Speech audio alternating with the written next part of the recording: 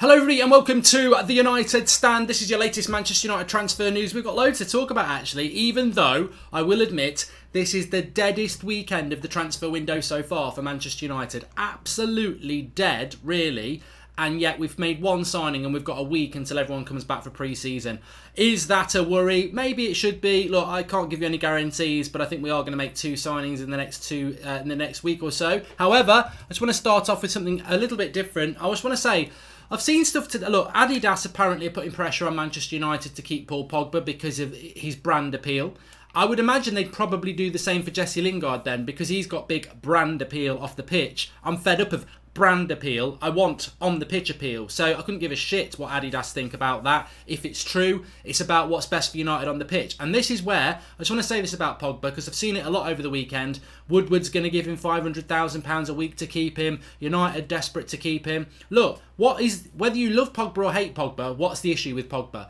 The consistency. Why is the consistency a problem? Because there's not good enough players around Paul Pogba. So if we spend a load of money keeping Paul Pogba, what are we solving the problem? What problem are we solving by spending a load of money on Paul Pogba's new contract? We'll be in the same position of the last 3 years where we've got Paul Pogba in a team that isn't good enough around him. So we spend loads of money to keep a player. Oh yeah, we've kept Pogba. We're going to get loads of revenue from Adidas and everything else, but the pitch is still going to be inconsistently crap. The only way you solve the Paul Pogba problem is by bringing in players around Paul Pogba to take the weight of expectation off him. You know, maybe you do bring in a Griezmann, which we're going to talk about in a moment, but spending a load of money to keep Paul Pogba, this is why Manchester United have become Brandchester United and not Manchester United, because we're so focused on keeping somebody whose marketability levels are absolutely huge. But if we spend all that money keeping him, what are we going to learn from the last 3 years? Paul Pogba in that team doesn't work consistently. He needs good players around him. So why spunk all your money on keeping him if you're not going to bring the players in? Ridiculous. But this, you know, it just better not be true. That's all I would say about that. Also, just want to say about Bruno Fernandes, there's some mythical story going around that Bruno Fernandes has snubbed Manchester United. He's not snubbed Manchester United. I've just been out and shared a mushroom risotto and half a bottle of Fanta with him. He's still making his mind up. But in all seriousness, he's not snubbed Manchester United. It's still ongoing. Lots and lots to talk about. We'll talk about the Harry Maguire thing as well. But let me just say this. With regards to Wan Bissaka, I've spoke to a couple of people. I think it's floating around anyway, to be fair.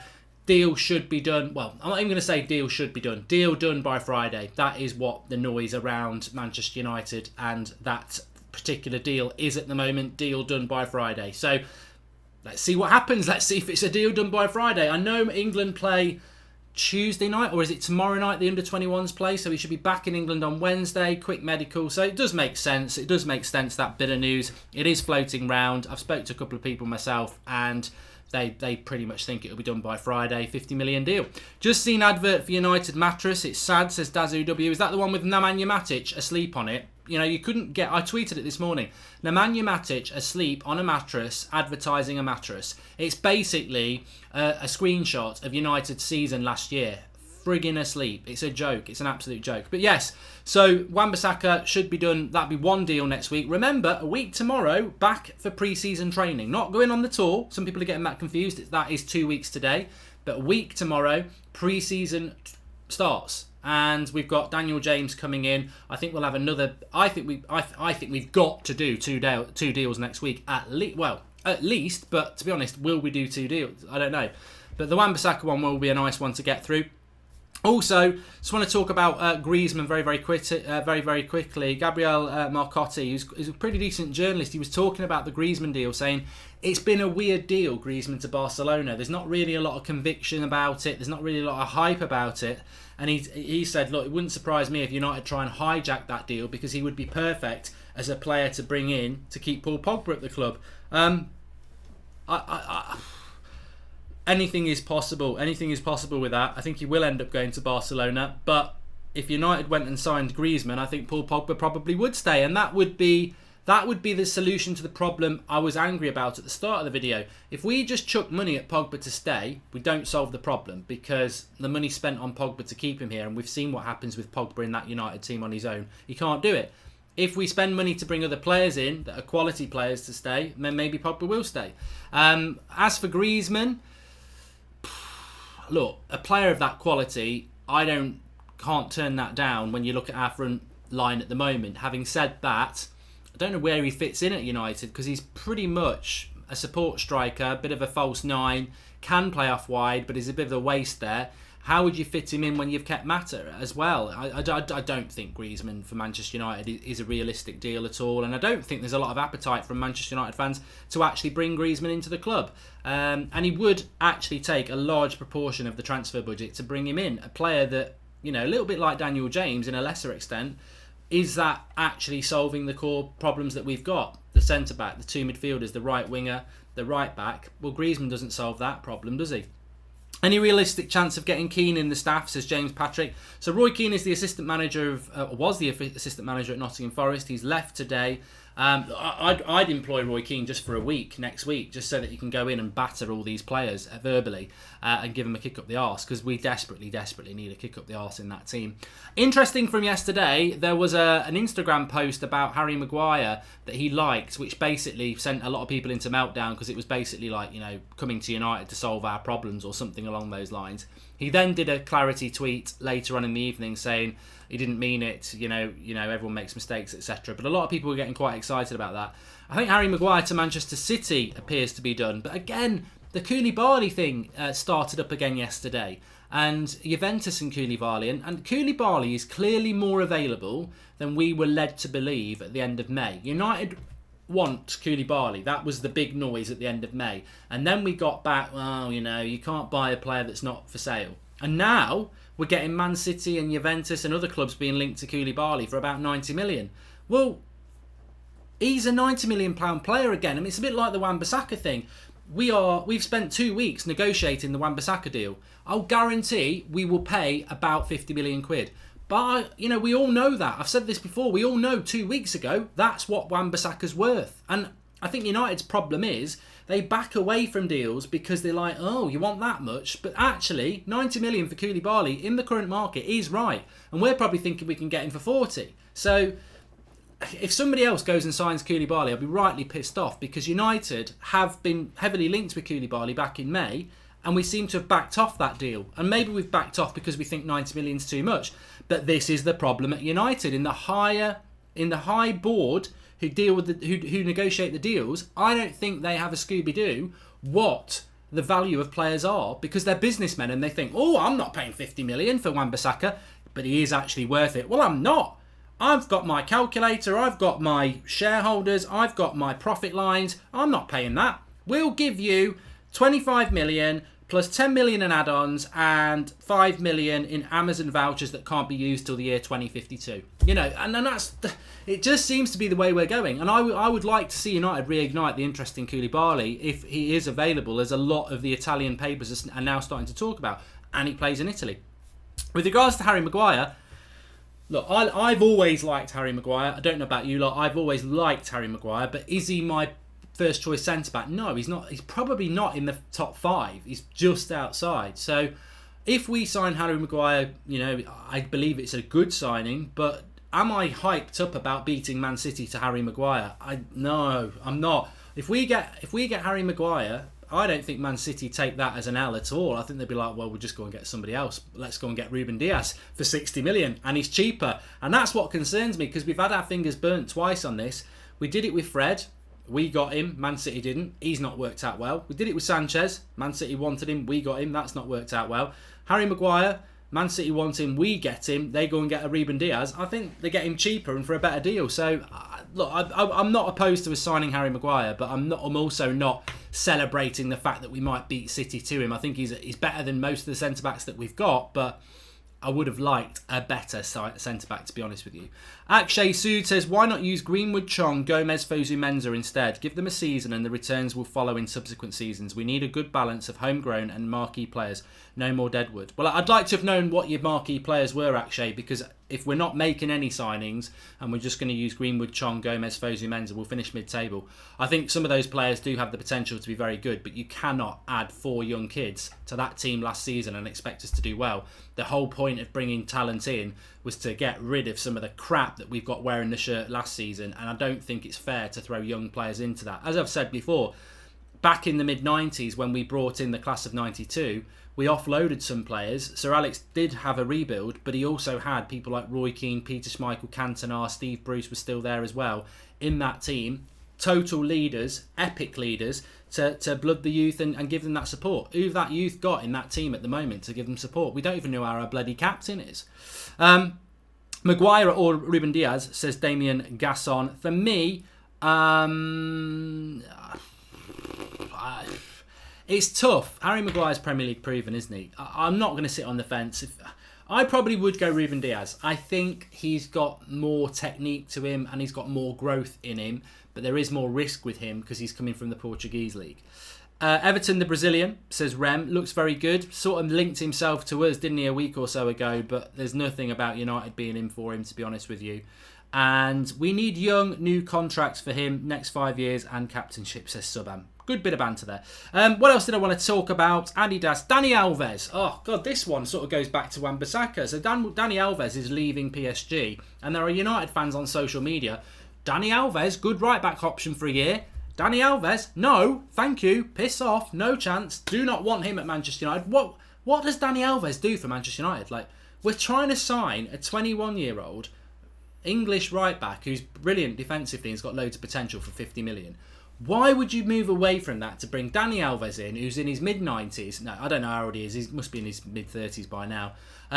Very, very good right-back, but never played in the Premier League. Won't have the energy or the speed for it. And he's only going to be able to do it for probably one season. No, that bullshit. I need to move away from that. I ain't got time for these Latan signings anymore.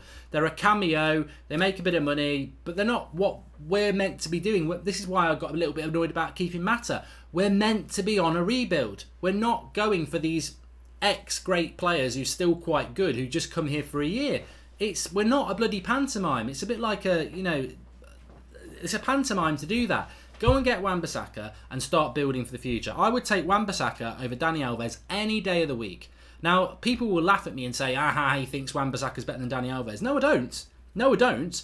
I've just got my head screwed on and I know that actually long term, that's the sort of signing we should be making. And Wan Bissaka might flop, but he's the right signing for United at the moment. We've got to bloody build. We've got to rebuild. And by rebuilding, you've got to bring in those sort of players that are going to come here, grow, that have got talent. Dani Alves doesn't offer us that. So for me, it was a big no. There was also mention about Hummels turning United down when he's gone back to Dortmund. I mean, that's just got to be crap. That's coming from Bild in Germany. That's got to be crap. God, Hummels at Manchester United. I mean, RLZ as well. Again, just not the centre-back that we need. You need somebody with a little bit more mobility than Hummels has got, and that would be a bad signing, so I'm glad that's not happened. Who else? Yes. I just wanted to bring this in about Yuri Tillemans as well.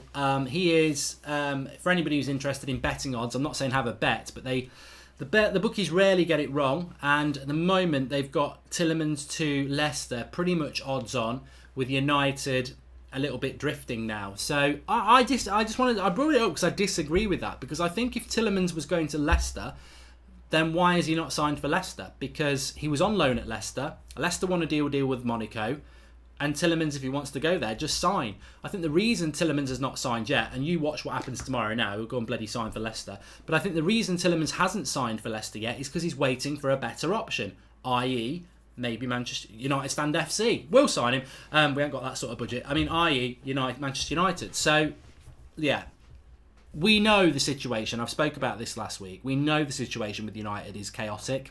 We know why it is chaotic. Maybe you didn't watch the show. So, the reason it's chaotic for United at the moment is two reasons. One, that you've got a situation with... Sorry, something just happened there. So you've got a situation with Manchester United whereby they're trying to sign players their focus is moved because of Paul Pogba, effectively. That's what's happened there. Paul Pogba and this announcement that he wants to leave has thrown Manchester United's transfer plans into disarray because they thought Pogba was going to stay, and they're not able to have the conversation with Pogba that they need to have because he's currently touring Asia, I believe. So that's thrown it into a little bit of confusion as well. The second thing is the targets that they had back in April are no longer possible targets to get. So they're having to move things around to do it. So it's all gone a little bit chaotic. But it's a big week for United. And what I will say is, last week on Monday, when I did the Transfer Daily, which we do Monday to Friday at 7 a.m, I did say on the Monday show, it doesn't feel like United are going to make a signing this week. And this is only psychic bullshit. There's no logic to this. I just didn't feel United were going to make a signing last week. And they didn't.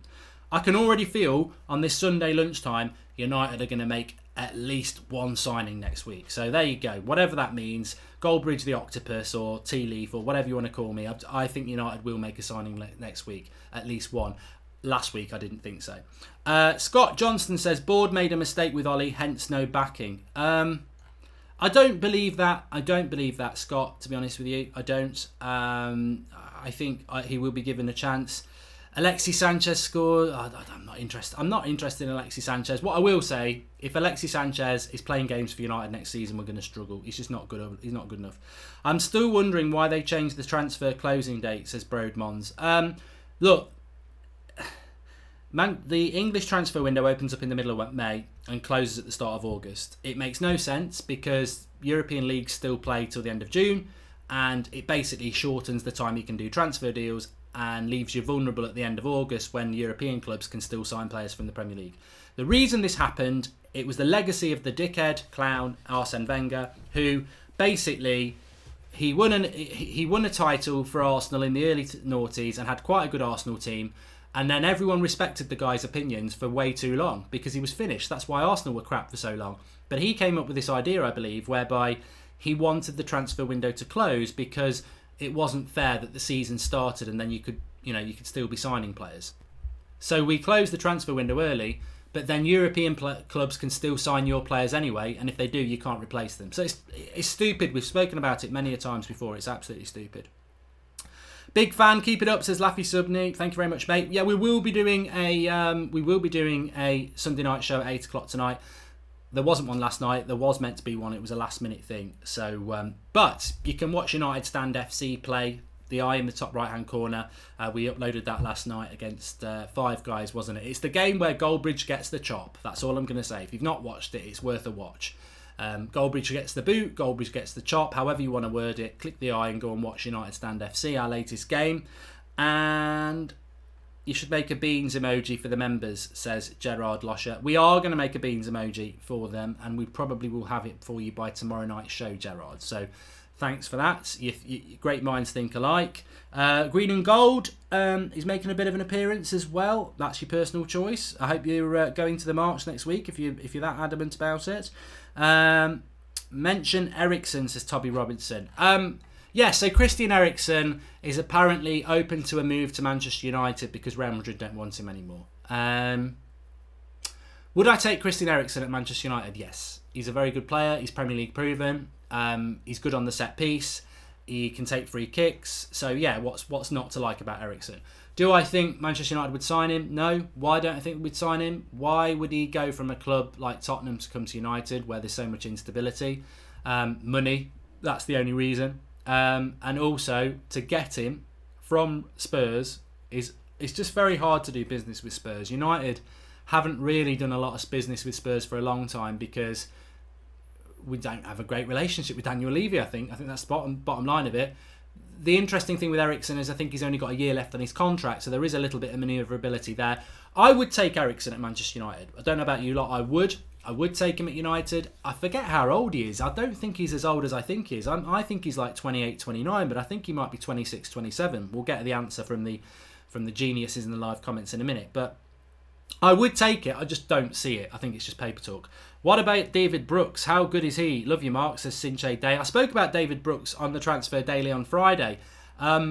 He's a good player, but I wouldn't sign him because I don't really see a massive difference between David Brooks and Daniel James. And I think there's nothing wrong with that. David Brooks could go on to be a very, very good player like I think Daniel James could. But why have two wingers like that? I think we need to go for a little bit more proven quality. So I would be looking at trying to get a Nicola Pepe or someone like that, to be honest. But it's a personal choice. It's a personal choice. He's 27, Christian Eriksen. So Thomas says he's 26. So he's probably just turned 27 because we're getting more 27s than we're getting any other number. Seb says he's 67. There's always a joker, isn't it? Darren Moore, sorry, thanks for the contribution. And do you think we will be bought by a Saudi family? Says Sweeney93. No. I don't know. I don't take much notice of it because I think we've had so many potential getting the Glazers out of the club over the years that I don't really take much notice of it, to be honest with you. And also, just for anybody who is very passionately Glazers out at the moment and it's high up on your agenda, fair play to you, but I just feel that if United went and bought Griezmann tomorrow, Bruno Fernandes on Tuesday, Wan Bissaka on Wednesday, Coulibaly on Thursday, and Rabiot on Friday, the Glazer out movement would just stop because everyone would be just so hard and excited by those brilliant 5 signings they'd forget. But that's what I've always said. If you really understand the Glazer out movement, it's not about getting angry because we're not signing players or getting angry because we finished the season badly on the pitch. It's about, even when the good times, do you want those people in charge? They've taken a lot of money out of the club. They bought us on debt. They don't really spend as much as if somebody was a pure football Manchester United fan owned us would spend. But this movement to me just feels like it's all about the lack of transfers so far and the performances on the pitch, which just feels a little bit, not shallow because it's not shallow, but a little bit sort of focused on now. And I think that now, like I say, could change very quickly if we bought 4 or 5 players. I think a lot of people who think they're Glazers out would suddenly be like, oh yeah, we've spent the money, that's all I want. There's a much bigger picture than that. Ollie apparently forcing Beans diet for pre-season. Beans. Greek Feeks 69, thanks for that. Glazers out, says Gabriel Tenakala. Ayaz wants a recap. So recap is that... where do we start? So Griezmann, there's a little bit of a talk that Manchester United might try and hijack the Griezmann deal. He will be announcing where he's going on July the 1st. Wan Bissaka, generally, well, I've been told by a couple of people and a lot of people, I've seen other people saying it as well, to be fair, deal done by Friday. So let's see what happens with that. I think there needs to be 2 deals done this week, to be honest with you. We go back in training for pre-season a week tomorrow. Harry Maguire, look, little bit of encouragement yesterday, liking an Instagram post that sort of linked in with the United move, then tweeting out that he didn't mean it. I mean, to be honest with you, I like Harry Maguire, but I'd prefer a better centre-back if we can get hold of one. Ericsson, don't really believe that, but I would take him. A few people just talking there about what do you think about Gary Neville sticking up for Jesse Lingard. I did tweet about it. You can follow me at Mark Goldbridge. I said, I really don't think it's that deep. Look, Gary Neville has always stuck up for the English players, especially the ones that have been at the club a long time. So I would expect him to be quite positive about Jesse. Whether he'd be the same if it was Pogba or Martial, who he's had a dig at before, I don't know. But I really don't. It's an opinion, isn't it? And he is very consistent in sticking up for those sort of players. So I don't have a lot of problems with it. It's his opinion. I've had my bit about Jesse Lingard. For me, his performances on the pitch are terrible. And I don't really want to see him doing social media because of that. But people want to stick up for him. That's absolutely fine. What about Jonathan Tah as centre-back, says Michael Kelly. Well, look, we can all start chucking names out, Jonathan. The reality is, I think, as I've said many a time before, we know United are going to sign a player before they sign them. Have you seen any stories linking us with Jonathan Tah? Because I haven't. Have you seen any stories linking us with Thomas Partey? No, I haven't. And I would like to sign him. You know, he's got a great release clause at £43 million. But actually, there is no concrete link between Manchester United and him. So we can start speculating about players. Of course we can. But what I would say is that with regards to Manchester United, we have known for the last few years when we're going to sign a player way before we do. So if you're throwing names out that we've not been linked to yet, I don't see it happening. I don't. I think at the moment, you've got Wan Bissaka, you've got Bruno Fernandes, you've got Rabiot, you've got Issa Diop, and beyond that, there's nobody really jumping to mind. Ndombele probably as well. Centre-backs, well, I'd throw De Ligt there, but we're not going to get him. Harry Maguire, maybe Coulibaly. You know, we're going to sign some of these players, surely, because they're the only ones we've been concretely sort of linked to. I say concrete in the loosest sense, it's not set.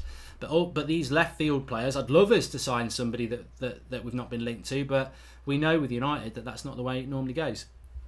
Anywho, please do smash a like on the video, everybody. And we are back at 8 o'clock tonight. So, and it's a big week ahead, I think, for United as well. So please do subscribe to the channel if you're new. Bottom right hand corner. We're inching closer to 500,000 subscribers. So if you've not subscribed, please do. The road to 500,000. Bottom right hand corner to that, and make sure you get your notifications on as well. And if you are a subscriber, please just click the share button and share it out. I think Rabiot will go to Juventus, Radip as well. I do agree with you on that. But I'll see you all at 8 o'clock. Thanks everybody for watching. Remember, if you want to watch United Stand's latest game, where I get the chop, click the eye in the top right hand corner. I think it's about 10 minutes into the video, and you can get United Stand FC kits and merch in the video description. I'll see you all at 8.